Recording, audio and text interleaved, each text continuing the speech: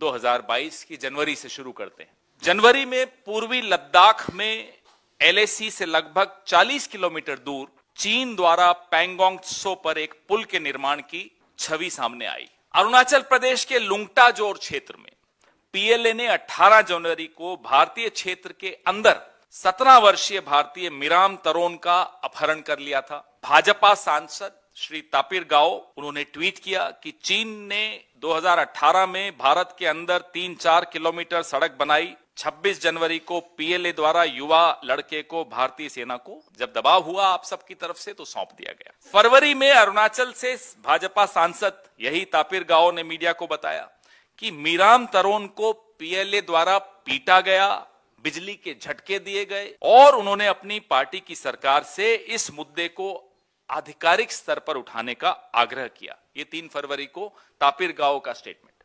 13 फरवरी को मेलबर्न में मोदी सरकार के हमारे सबके विदेश मंत्री श्री S जयशंकर कहते हैं कि वास्तविक नियंत्रण रेखा LAC पर वर्तमान स्थिति चीन द्वारा सीमा पर बड़े पैमाने पर सैनिकों को नहीं लेने के लिए लिखित समझौतों की अवहेलना के कारण उत्पन्न हुई।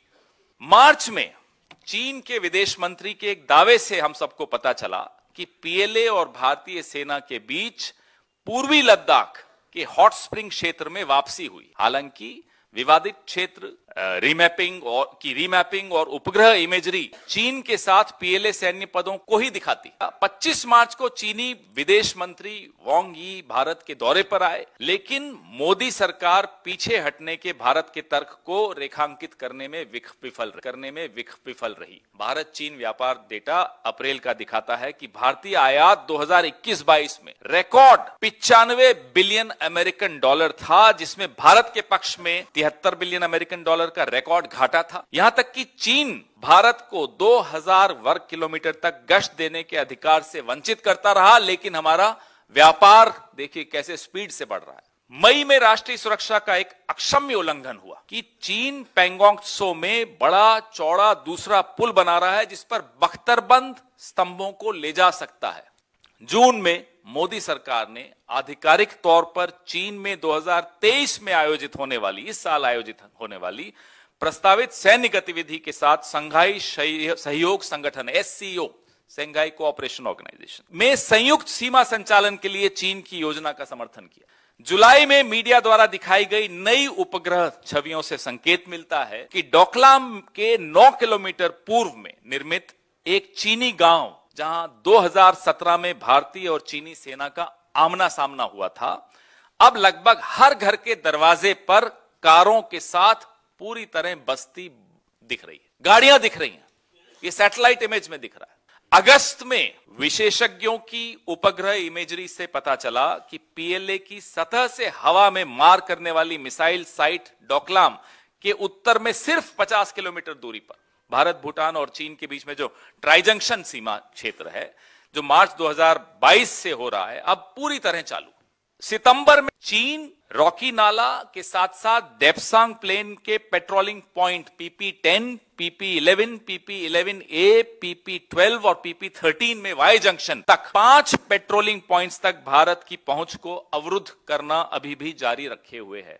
मीडिया रिपोर्ट्स से यह भी पता चलता है कि हॉट स्प्रिंग्स और घोघरा पोस्ट में पेट्रोलिंग पॉइंट 15 और पेट्रोलिंग पॉइंट 17A पर चीनी PLA भारतीय क्षेत्र के बहुत अंदर है। अक्टूबर में चीन ने बड़ी बेशर्मी से अपने राष्ट्रपति शी की उपस्थिति में बीजिंग में अपनी कम्युनिस्ट पार्टी की कांग्रेस के great hall of the people में गलवान झड़प का एक वीडियो, नकली प्रचार का वीडियो ऐसा दिखाया गया जो बिल्कुल उसमें तथ्य नहीं थे, वो चलाया। हमने कोई विरोध उसमें नहीं किया। ये 16 अक्टूबर को चलाया गया, कोई विरोध नहीं किया हमारे यहां से। डिप्लोमेसी में विरोध तो कम से कम आप दर्ज करिए, आपने वो भी नहीं किया। नवंबर में श्री कॉन्चोंग स्टैंजिन, वो उस वक्त जो तत्कालीन भारतीय जनता पार्टी शासित लद्दाख स्वायत्त पहाड़ी विकास परिषद के स्वतंत्र सदस्य, की बफर जोन के निर्माण ने स्थानीय लोगों की अपनी पशुओं के लिए चारागाह भूमि तक पहुंच को अवरुद्ध कर दिया है।